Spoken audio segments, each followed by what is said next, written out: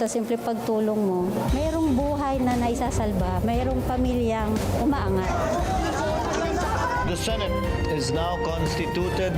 At ito ang mismong Chinese Coast Guard na napakinggan ni PBBM. 6 na milyong balotang gagamitin sa A to Z. Kumpleto tayo.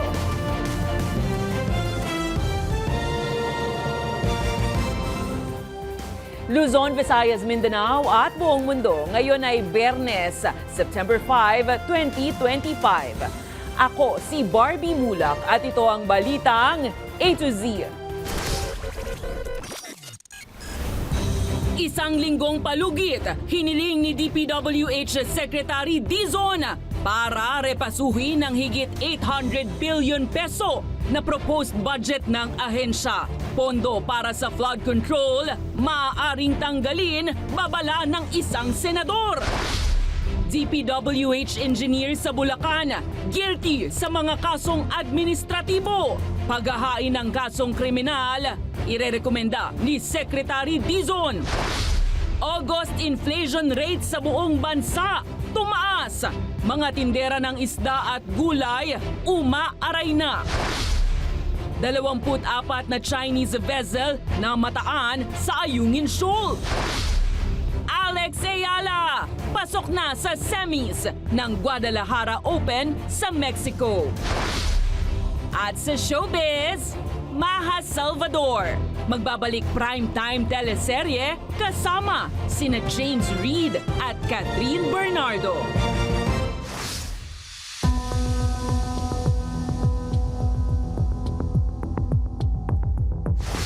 Magandang gabi, pambungad sa ating newscast. Bukas si DPWH Secretary Vince Dizon natanggalin ng ilang nasitang red flags sa 2026 proposed budget ng ahensya. Nagbabala naman si Senator Sherwin Gatchalian na tatanggalin ang halos 270 billion pesos na pondo ng ahensya sa flood control projects at ilalaan ito sa Department of Education kung hindi maitutuwid ang proposed budget. May balitang A to Z si Ace Cruz. Tiniyak ni Public Works and Highways Secretary Vince Dizon sa budget deliberation ng Kamara na rerepasuhin niya ang budget proposal para tanggalin ang nakitang red flags o mga duplicated flood control project na nasita ng mga mambabatas. Hihingi po ako ng panahon kahit isang linggo man lang para repasuhin ito at ayusin. At kung kinakailangan, bawasan. Bahagi rin anya ito ng utos ni Pangulong Ferdinand Marcos Jr. sa gitna ng paglilinis sa ahensya. Kailangan may mangyaring mga pagbabago sa DPWH budget. Kung completed na yan, hindi na dapat pondo niyan. Kung double entry yan, hindi dapat may double entry.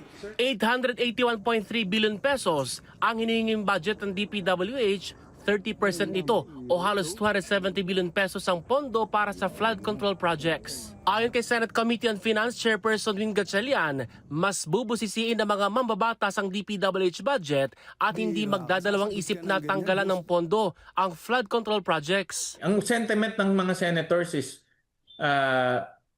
wag mag-approve ng ghost project. Wag mag-approve ng mga projects na anomalous at may red flags. Yun ang general sentiment. So with that, general sentiment rin nila na ilipat nilang itong 270. Department of Education o DepEd ang nakikita nilang paglilipatan ng pondo para matugunan ang kakulangan sa classrooms. Pero nilinaw ni Gatchalian na hindi pa ito pinal at hihintayin pa ang kalalabasan ng review ng DPWH at ng Department of Budget and Management. Kung maayos naman, justified na, meron ng feasibility study, may detailed engineering na, wala na yung mga duplications, then potentially yung budget nila pwedeng ma-retain. Pero tuluyan mang tanggalan ng pondo ang DPWH para sa flood control project ay magpapatuloy pa rin ani Gatchalian ang konstruksyon sa ilang proyekto. Marami sa mga flood control ngayon lang ini-implement. Pagkaalam ko, ang natitira sa flood control from previous budget is about 350 billion pa. Nauna nang iniutos ng Pangulo sa DPWH at DBM ang malawakang review sa proposed budget ng ahensya sa ilalim ng National Expenditure Program sa 2026. Para sa balitang A to Z, Ace Cruz. Sinibak ng DPWH si Bulacan 1st District Engineer Henry Alcantara dahil sa grave misconduct, disloyalty, neglect of duty at conduct prejudicial to the service. Base sa desisyon ni DPWH Secretary Vince Dizon, kabilang sa mga anomalya ang mga ghost flood control project sa Baliwag, Bulacan na hindi umiiral kahit na may pondo. Kasama sa parusa ang habang buhay na diskwalifikasyon sa public office at forfeiture ng kanyang retirement benefits. Irerekomenda rin ng ahensya ang pagsasampa ng kaso laban kay Alcantara at iba pang opisyal, kabilang ang dating Assistant District Engineer at 2 kawani ng Accounting at Construction Section. Babala pa ni Dizon, hindi palalampasin ang mga tiwali sa ahensya, lalo na sa mga ghost at substandard na proyekto.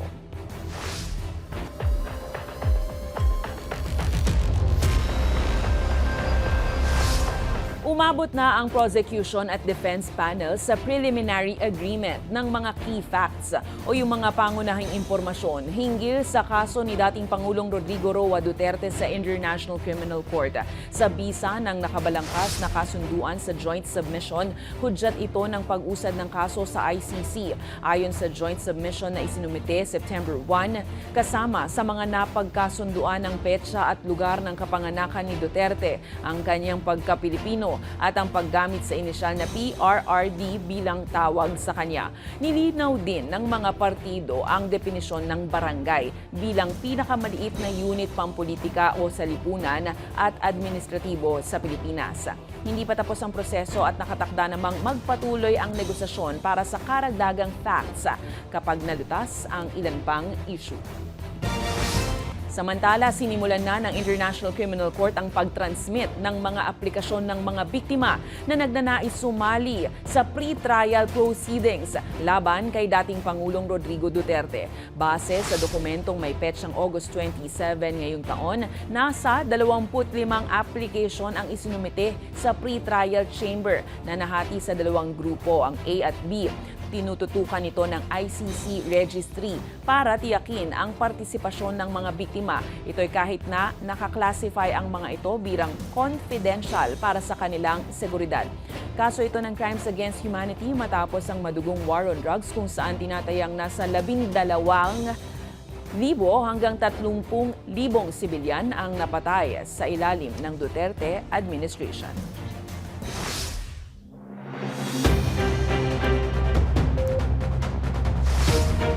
Tumaas na naman ang presyo ng mga pangunahing bilihin at serbisyo sa buong bansa sa buwan ng Agosto dahil yan sa mga bagyo. Pinaka-apektado ang presyo ng isda, ng gulay at kuryente at ramdam ito lalo na sa National Capital Region. Ang balitang A to Z ni Kim Salinas. Bumilis ang pagtaas ng presyo ng mga produkto at serbisyo sa buong bansa ayon sa Philippine Statistics Authority. Umalo ito sa 1.5% nitong Agosto kumpara sa 0.9% noong Hulyo. Nagkaroon tayo ng increase sa overall for the National Capital Region from 1.7 to 2.9. Sa mga pamilihan sa National Capital Region, damang-dama ang pagtaas ng presyo. Reklamo ng mga nagtitinda ng isda sa Mega Q-Mart sa Quezon City. Sobrang nagtaas po. Sobrang nagmahal po lahat. Lahat po ng klase ng isda, nagmahal po talaga. Bangus po dati 200, 190, ngayon 270 na po ang bentahan. Sobrang taas po talaga. Sa tilapia naman po, naging 140 na po siya, 150. Dati po 100 lang po ang kilo.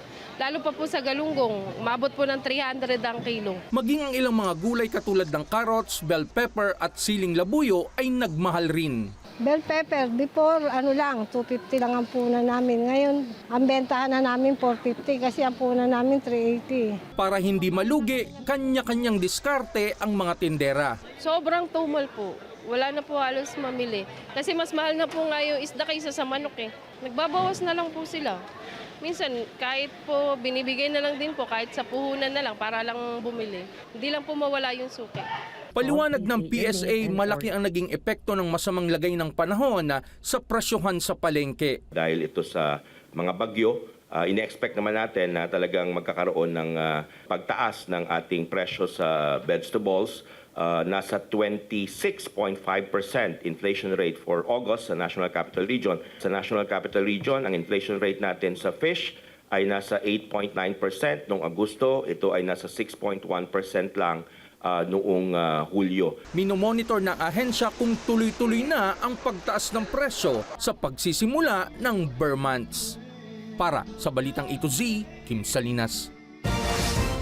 Speaking of taas presyo mga ka-A to Z, maghanda na po dahil sa posibleng oil price hike o taas presyo ng langis sa susunod na linggo. Batay kasi sa trading average ng Mean of Platts Singapore, posibleng tumaas ng hanggang piso 20 sentimos ang kada litro ng gasolina. Hanggang piso 50 sentimos naman ang posibleng dagdag sa kada litro ng diesel, habang 80 sentimos sa kada litro ng kerosene. Ayon sa Energy Department, bunsod ito ng sanctions ng US sa Iran. Patuloy na gulo sa Ukraine at Russia at maging ang suspensyon ng export ng Saudi Aramco at Iraq. Kaya naman, magpakarga na po this weekend habang medyo mura pa po.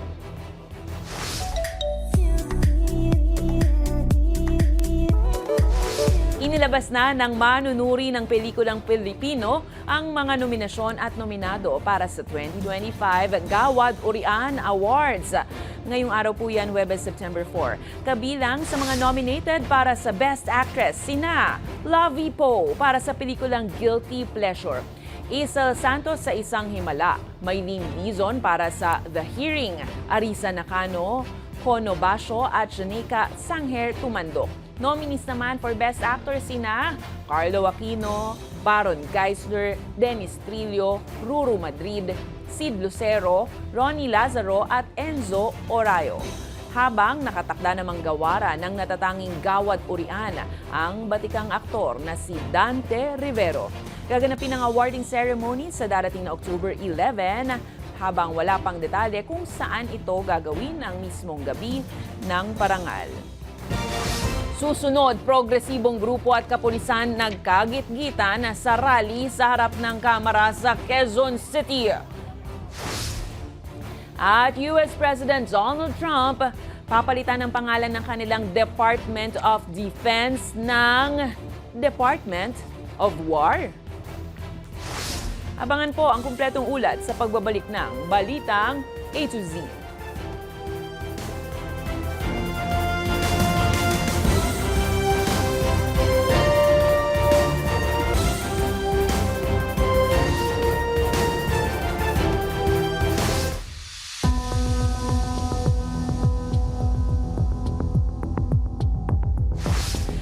Nauwi sa gitgitan ang protesta ng mga progresibong grupo at kapulisan sa labas ng Batasang Pambansa sa Quezon City ngayong Biyernes habang dinidinig ang panukalang budget ng DPWH para sa susunod na taon. Binatikos ng mga nagpoprotesta ang umano'y anomalya sa mga flood control project. Panawagan nila panagutin ang mga sangkot. Tumindi naman ang tensyon ng simulan ng harangan ng mga pulis ang mga nagpoprotesta.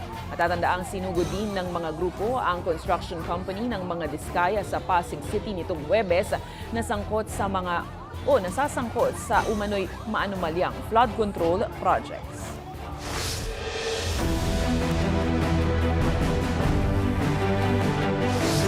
Lilipad si Pangulong Ferdinand Bongbong Marcos Jr. sa linggo patungong Cambodia para sa kanyang unang state visit doon. Layunin ng 3 araw na pagbisita ang pagpapalawak ng kooperasyon sa ekonomiya, paglaban sa transnational crimes gaya ng human trafficking at pagpapalakas ng kalakalan sa rehiyon. Kasama sa agenda ang usapin sa mga scam hubs sa Cambodia kung saan ilang Pilipino na ang nailagtas kamakailan. Nasahan din ang business meeting ng Pangulo kasama naman ang mga lider ng malalaking negosyo sa Cambodia at Pilipinas. Target din ng biyahe ang pagkuha ng suporta ng Cambodia para maging chairman ng Pilipinas sa ASEAN sa susunod na taon. Idineklara ni Pangulong Ferdinand Bongbong Marcos Jr. na tapos na ang power crisis sa Siquijor, kasabayan ng pag-switch on ng bagong power plant ng Procielco sa Larena, Candanay at Lazia. Mayroong 17.8 megawatts na supply ng kuryente sa planta, higit pa sa 9 megawatts na demand ng probinsya. Kasama niya si Energy Secretary Sharon Garin na nag-anunsyo ng bidding para sa bagong power service agreement ngayong taon. Patatandaang binawi ng Energy Regulatory Commission ang permit ng SIPCOR dahil sa paglabag sa regulasyon na nagdudulot ng matagalang brownout sa isla. Babala ng DOE, hindi napapayagan ang inepektibong generation companies. Inuutos din ng Pangulo sa ahensya na suriin ang energy plan dahil tiyak na tataas ang demandang kuryente sa mga susunod na taon. Gagarantiyan na natin na ang kuryente dito sa Siquijor ay sobra-sobra na ang supply. Yung brownout, malaki nang ibinawas, kaunti na lang talaga. Siguro sa mga system na problema. Pero sa supply ay maayos na.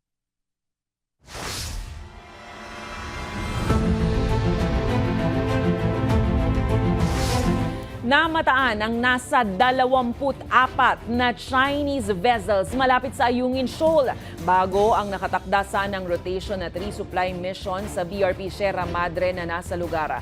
Ayon kay Rear Admiral Roy Vincent Trinidad ng Philippine Navy, 4 na Chinese Coast Guard ship at 20 na maritime militia ang namatsagan sa loob ng ilang araw. Huling nagsagawa ng resupply mission ng Pilipinas noong Hulyo. Tiniyak naman ni Trinidad na hindi pababayaan ang mga sundalong nakadestino sa BRP Sierra Madre. Nasa loob ng 200-mile exclusive economic zone ng Pilipinas ang Ayungin Shoal. Nananatiling mainit ang tensyon dahil sa malawak na pag-aangkin ng China sa West Philippine Sea sa kabila ng 2016 Hague ruling na pumapabor sa Pilipinas.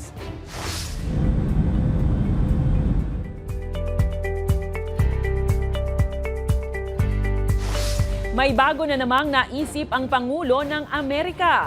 Pumayag na si US President Donald Trump na mag-rebrand at simulang gamitin ang pangalan na Department of War bilang secondary title ng kanilang Department of Defense. Sa bisa ng executive order na inilabas ng White House, inootorisa ang Pentagon at kanyang mga opisyal na gamitin din ang titulong Secretary of War at Deputy Secretary of War sa kanilang official correspondence, sa public communication at contextual ceremony. Layo nitong palakasin ang impresyon at imahe bilang mga anyay mandirigma at ang kanilang kahandaan umano sa anumang giyera. Bagamat hindi pa legal na permanente ang pagpapalit tawag, sasanayin na ang lahat na gamitin ang mga titulong ito.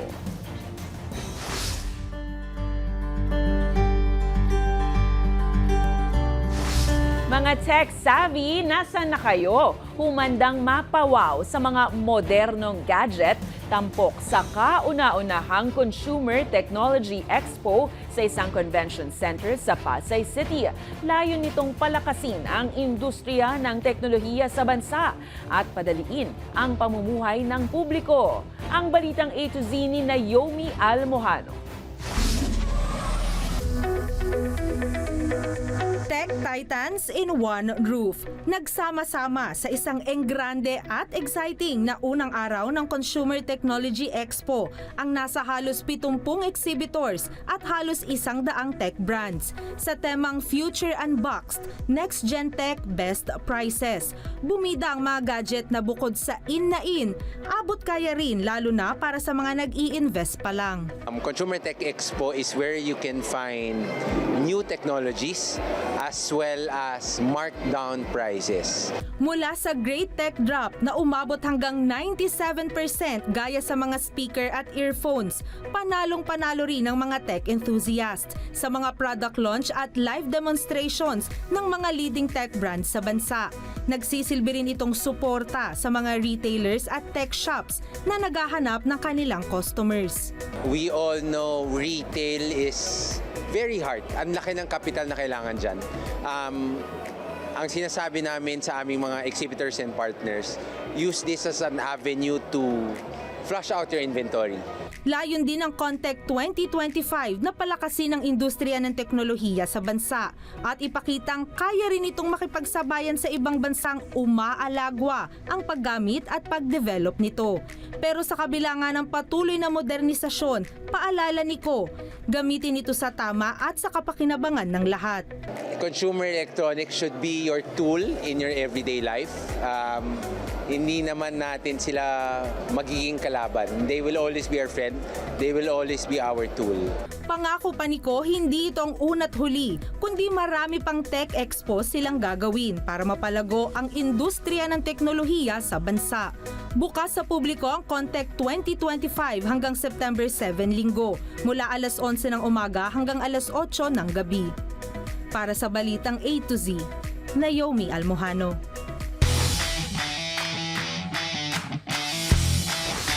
Good news sa mga nakaabang.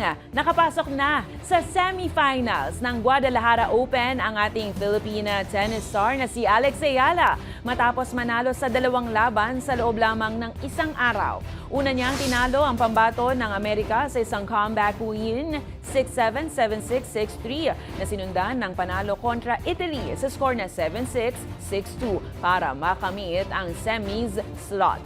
Makaharap naman ni world rank number 75 at second seed na si Ayala, si Kayla Day ng US sa Sabado. Target niyang makabalik sa finals at masungkit ang kanyang unang WTA title matapos mag-runner-up sa Eastbourne Open nitong Hunyo. Congrats and laban lang, Alex! Sa aming pagbabalik, Maha Salvador. Magbabalik primetime teleserye kasama na sina James Reid at Catherine Bernardo. Anong teleserye yan? Manatiling nakatutok, kayo ay nanonood ng Balitang A to Z.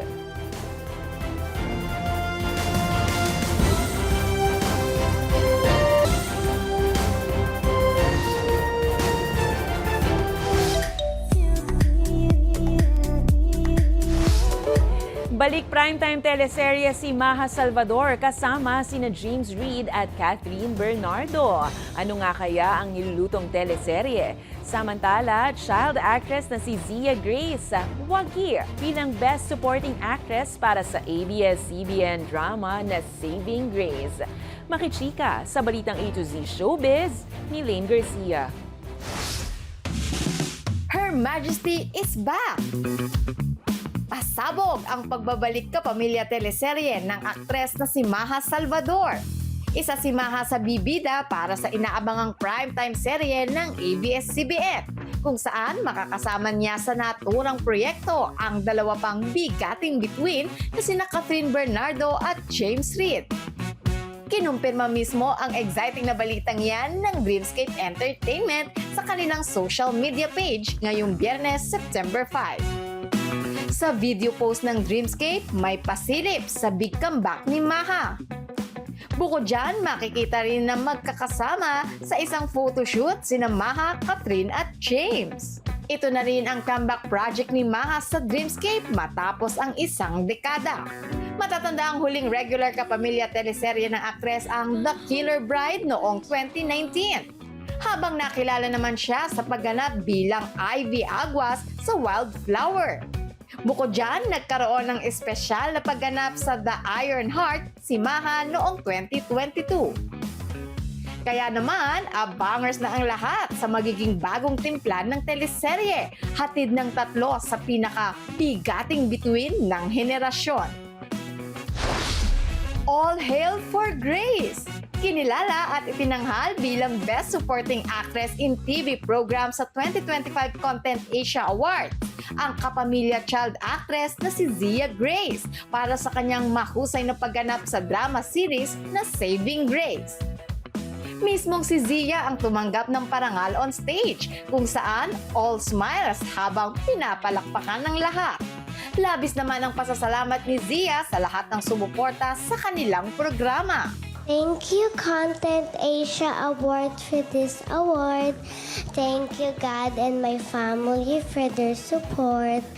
I am so proud that my role in Saving Grace let me be a voice for abused children and a symbol of healing and hope. Congratulations, Sia! Para sa balitang A to Z Showbiz, Lane Garcia.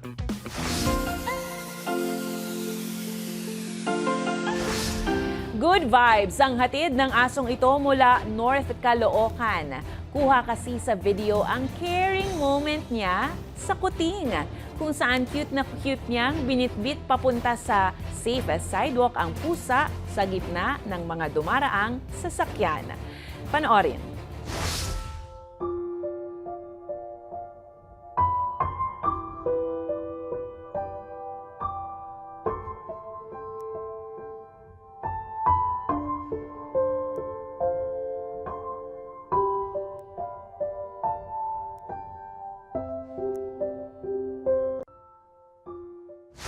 O diba, aso't pusa man may malasakit sa isa't isa.